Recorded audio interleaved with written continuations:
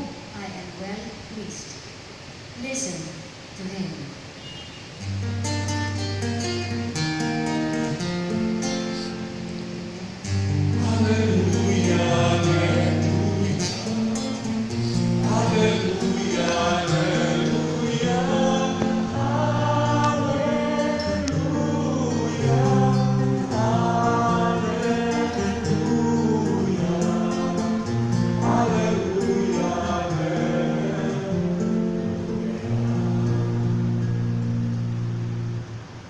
The Lord be with you. A reading from the Holy Gospel according to Luke. Glory to you, O Lord. Jesus took Peter, John, and James and went up a mountain to pray. While he was praying, his face changed in appearance, and his clothing became dazzling white. And behold, two men were conversing with him, Moses and Elijah, who appeared in glory and spoke of his exodus that he was going to accomplish in Jerusalem. Peter and his companions had been overcome by sleep, but becoming fully awake, they saw his glory and the two men standing with him. As they were about to part from him, Peter said to Jesus, "Master, it is good that we are here. Let us make 3 tents, one for you, one for Moses, and one for Elijah." But he did not know what he was saying. While he was still speaking, a cloud came and cast a shadow over them, and they became frightened when they entered the cloud. Then from the cloud came a voice that said, "This is my chosen Son. Listen to him." After the voice had spoken, Jesus was found alone. They fell silent and did not at that time tell anyone what they had seen. The Gospel of the Lord. Praise to you, Lord Jesus Christ. My dear brothers and sisters, today we celebrate this feast of the Transfiguration. And itong Gospel ay binabasa in this feast of Transfiguration also during Lenten season. No? And this Transfiguration of Jesus, he had these companions, no? Peter, John, and James. And this is what we call the inner circle of Christ. No? So there is what we call the inner circle and the outer circle of the apostles of Christ. No? Ito yung malalapit sa kanya. So Peter, John, and James. No? John and James, magkapatid po sila. No? And they were called sons of thunder. No? Mga anak ng ulog. No? Kasi mabilis sila mag-desisyon. No? Maano yung kanilang damdamin. No? Konting ay tempo kayo natin lahat po kaya. No? So gano'n sila kabilis mag-decide. No? At even the mother, no? Even the mother of this John and James, ang lakas ng loob na lumapit kay Jesus Christ, asking the Lord, no? Pwede ba yung dalawang anak ay umupo sa iyong kanan at sa iyong kaliwa when you are in the kingdom already? No? Diba? So makikita mo yung kanilang personality. And also this Peter, no? Ganun din siya kabilis magsalita, di ba? Pag sinabi niya, "Opo, gagawin ko," no? And then, "Oh, kilala kita," di ba? Ganun kabilis si Peter, no? And this kind of personality ay makikita natin, though sometimes we don't like this kind of personality kasi nga mabilis kumilos, no? Hindi lang mabilis magsalita, mabilis mag-decide. But for Christ, no? These are kind of leaders, no? Na talagang magtataguyod ng pananampalataya. That's why they belong to that inner circle of Christ, no? Peter, John, and James. And during that time, no? When they went out this Mount Tabor, no? I visited once this Mount Tabor, mataas yun. So, Siyempre kami, sinundo na sasakyan sa baba, paakyat, no? Ng bundok. Eh, kung lalakarin nila, talagang mahirap, no? Medyo mahirap kasi lakad sila during that time. At doon nangyari po itong transfiguration. And that time, no? It happened after that three passion predictions of Christ, di ba? So, laging sinasabi ng Panginoon na ako ay maghihirap, ako'y pagkakanulo, at ako ay mamamatay, no? Laging yung sinasabi ng Panginoon. And it happened 3 times. So, nasa gitna po na nakasandwich po yung transfiguration. At ano naman yung nasa kabilang dulo? It is about the suffering and death of Christ. No? So the prediction, the transfiguration, and the suffering and death of Christ. So somehow, this kind of vision for Peter, John, and James became what we call a consoling event for them. No? It is a kind of consolation. Sapagkat during the time, they were really confused. No? Paano, bakit maghihirap? Bakit mamamatay? Bakit mangyayari ito? No? So, napakahirap kasing tanggapin, no? Na yung pinaniniwalaan mo, yung sinusundan mo, ay mangyayari itong mga bagay na ito, no? Na tinatawag na Messiah. Bakit kailangan maghirap? Bakit kailangan mamatay? That's why it is a consolation for them, no? To see Jesus who was transfigured in that Mount Tabor, no? At dahil doon, sabi nga, for Peter, no? Dahil kapag yung tao kasi nakaka-experience ko ng consolation, no? Ayaw mo nang mawala ayaw mo maalis, di ba? Ganon din naman tayo sa buhay natin eh. Kapag nakakaranas tayo ng sarap ng buhay, ayaw na natin na maalis sa atin yun. Even the politicians, no? Ay sila na eh. Pag nakaupo, no? Talagang kapit sa silya, di ba? Kapag naging mayor, naging governor, naging presidente, ayaw nang pumawala doon sa upuan eh. Once, I have seen in the television, I watched in the television, yung isang mayor, tinanggal siya as mayor kasi hindi naman actually siya ang nanalo eh. So, nung binilang uli, natalo siya, and then dineclare ng competent na talo siya.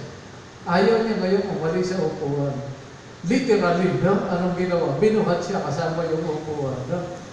Doon sa kanyang opisina, sa mayor's office. Binuhat kasama ng upuan.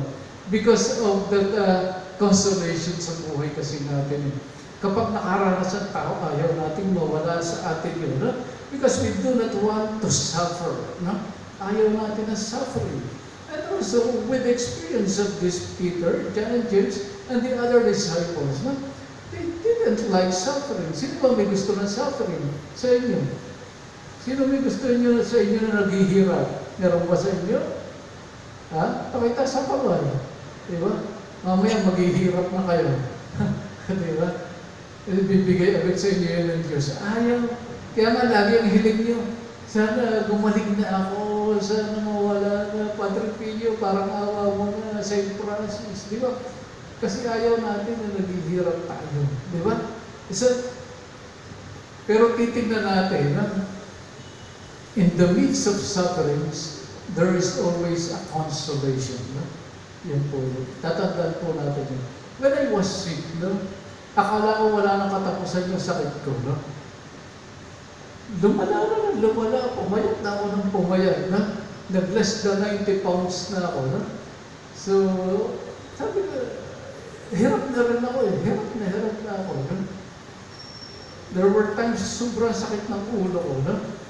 At umiiyak ako. Totoo po yun, umiiyak ako. At sabi ko sa mahal niya, huwag mo iiwan. No? Kasi yung pagsakit ng ulo, hindi lang 1 hour, 2 hours. The whole day, masakit ang ulo ko at hindi tumatalab yung dugo. Yung po yun. No? So hirap na hirap ako. Hindi lang sakit ng ulo. Marami pa ako nararamdaman sa katawan ko. At sabi ko parang, kailan ba matatapos to? No? Sabi ko nga sa kapatid ko, gusto ko na pumatay. I want to die already. No? Because I suffered much. No? gusto ko nang matapos, no? Pero, dumating yung point, no? Na may consolation pala. At ano yung consolation na naranasan ko? Yung last hospitalization ko. Kasi before that hospitalization, nasa hospital na ako, a week before. At inano po ako, spinal tap ako, no? Thrice. And then, after that, binabamit ko lahat yung mga pagkain, no? So, hindi na tinatanggap ng katawan ko. Halos wala na. And then, yung ng IV, kasi napaka-update ko na yung antibiotic, talagang tumutulo ang luha ko po, no? Kapag inililipat yung IV, no? Kasi, every 3 days kailangan kong ilipat. Namamaga mga kamay ko, mga braso ko, no? To the point na wala nang mapagsaksakan sa kamay ko, sa braso ko. Kaya sa daliri, no? Na-experience ko na dito sa daliri, yung IV, no? Kasi wala na eh. Kahit mga doktor ang pumapalpak sila lahat, no? Kaya hindi na nila alam kung sinong tatawagin nila, no? Sabi nila yung expert sa talagang tumatawag sila. Kasi nasasayang po yung pag-inject na yung IV. And then, talagang napakasakit po, no? Pero after that, after a week, isinugod na naman ako sa ospital. Hindi ko na po alam yung nangyayari, no? But, that is a consolation for me. Yun yung time na wala akong naramdamang sakit. Kahit ganun pa rin yung ginawa sa akin. Wala akong naaalaalang sakit. Siguro kahit tagtarin ako, no? Ng pinong-pinong, wala akong alam. Kasi dinala ako sa ibang lugar, no? Yung po nangyari sa akin, no? Marami akong pinuntahan. And for me, I was really consoled with that, no? Kaya nung bumalik ako, kasi magaling pa, sana hindi na ako bumalik. Parang yun yung nasabi ko sa sarili. Parang mas nasiyahan pa ako, no? Na huwag na sana bumalik. Bakit nandito na naman ako, no? At nandito na naman ako sa ganitong sitwasyon, no? So, parang gusto ko tuloy-tuloy na lang, tuloy-tuloy na lang. Parang mas nasiyahan ako. But for me, no? Like this, what happened to Jesus, this transfiguration, is a consoling event for me, no? Kinonsol ako ng Panginoon. So, makikita natin na in the midst of sufferings, may consolation na binibigay ang Diyos. In order for us to have that kind of deep faith in Him, at saka ma-develop sa atin yung natawag natin virtue of hope, no? Na umasa talaga sa Panginoon. And from that moment up to today, no? Yun po yung pinangahawakan ko. Diba? That I experienced that vision and that consolation na may silang yung buhay dito. At may naghihintay doon sa kabila. And I think for the second time around, no? With this grace given to me by God, no? Lagi kailangan titingin doon sa pangako ng Diyos. Doon sa ipinakita sa amin. At ganoon din po sa bawat isa sa atin. Panghawakan po natin yung ating pananampalataya. With these apostles of Christ, no? After the suffering, death, and resurrection of Christ, yung mga apostles, pinanghawakan nila yung kanilang pananampalataya. To the point of martyrdom, no? Hindi nila ipinagpalit. Why? Because they really believe what they had seen. And that is Jesus who was transfigured. May buhay na walang hanggan. Kindly all stop.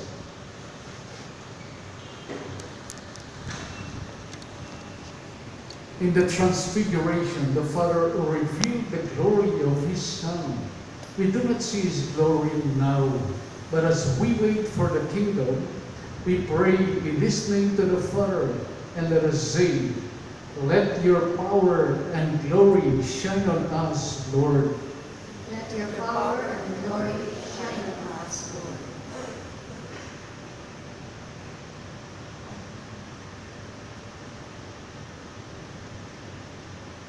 that the glory of Christ may shine through the church as we faithfully listen to him.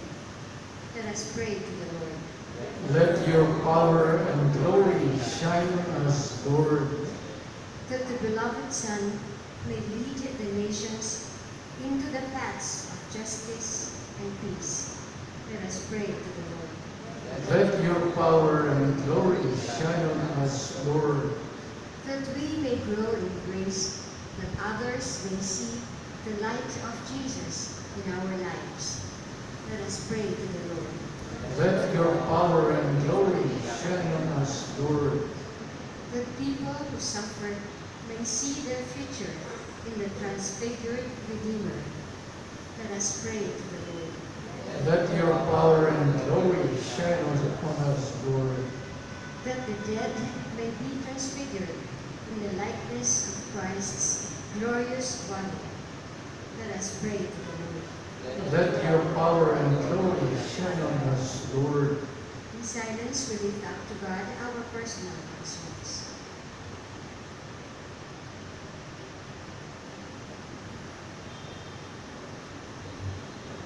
Let us pray to the Lord. Let your power and glory shine on us, Lord. Lord God, it is wonderful for us to be here, to receive the prayers of this community, assembled to hear your words, and to offer the sacrifice of your Son, who lives and reigns forever and